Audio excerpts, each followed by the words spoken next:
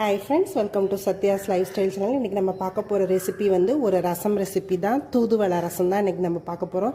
இந்த வின்டர் சீசனுக்கு ரொம்ப நெஞ்சு சளி இந்த மாதிரி இருக்கும்போது இந்த மாதிரி ரசம் வந்து நம்ம செஞ்சு கொடுக்கலாம். இந்த கீரை வந்து நம்ம அரைச்சும் போடலாம், முழுசாகவும் போடலாம். அரைச்சி போட்டால் லைட்டாக கசப்பு இருக்கும். அதனால் நான் முழுசாக போட்டு தான் பண்ணியிருக்கேன்.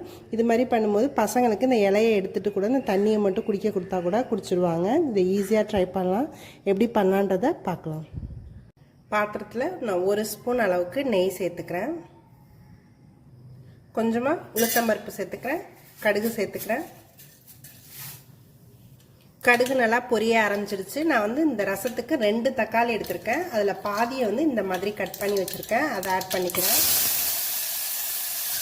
பூண்டு ஒரு 5 பல் போல் இந்த மாதிரி தட்டி வச்சுருக்கேன். அதையும் சேர்த்துக்கிறேன். இது எல்லாத்தையும் சேர்த்து நல்லா வதக்கிக்கலாம். இந்த ரசத்துக்கு தேவையான அளவுக்கு சால்ட்டு சேர்த்துக்கிறேன். நான் ஒரு அரை தக்காளி தான் இந்த மாதிரி கட் பண்ணி சேர்த்துருக்கேன். மீதத்தை நான் மிக்சியில் அரைச்சி எடுத்து வச்சுருக்கேன். இது நல்லா வதங்கட்டும்.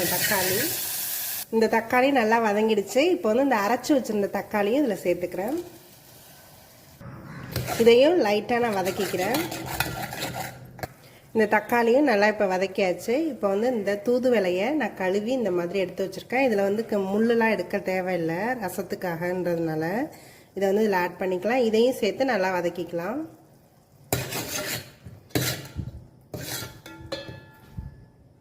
நான் ஒரு 10லேருந்து ஒரு 15 இலை சேர்த்துருப்பேன் 2 பேருக்கு. இந்த இலையும் நல்லா வதக்கியாச்சு. இப்போ புளி நான் இந்த மாதிரி கரைச்சி எடுத்து வச்சுருக்கேன். நான் ஒரு நெல்லிக்காய், பெரிய நெல்லிக்காய் அளவுக்கு புளி கரைச்சி எடுத்து வச்சுருக்கேன். அதை ஆட் பண்ணிக்கிறேன். கொஞ்சமாக தண்ணி ஆட் பண்ணிக்கிறேன். 2 டம்ளர் அளவுக்கு தண்ணி சேர்த்துருக்கேன்.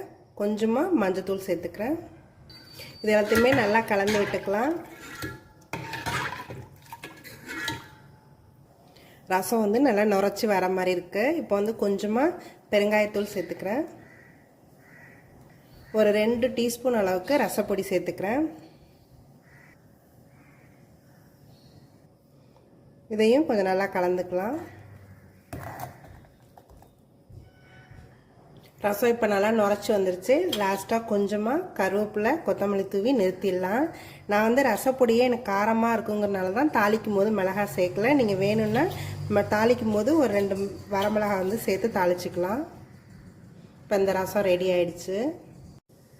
இந்த தூதுவளை ரசம் ரெடி ஆகிடுச்சு. நல்லா இந்த சளி காலத்துக்கு இருமல் சளி இருக்கும்போது இந்த மாதிரி ரசம் செஞ்சு சாப்பிடும்போது சளி எல்லாத்தையுமே நல்லா க்யூர் பண்ணி நம்மளுக்கு நல்லா ரிலீஃபாக இருக்கும். இது நீங்களும் உங்கள் வீட்டில் ட்ரை பண்ணி பாருங்கள். என்னோடய வீடியோஸ் எல்லாத்தையும் பாருங்கள். மறக்காமல் எங்கள் சேனலை சப்ஸ்கிரைப் பண்ணுங்கள். தேங்க்யூ ஃபார் வாட்சிங்.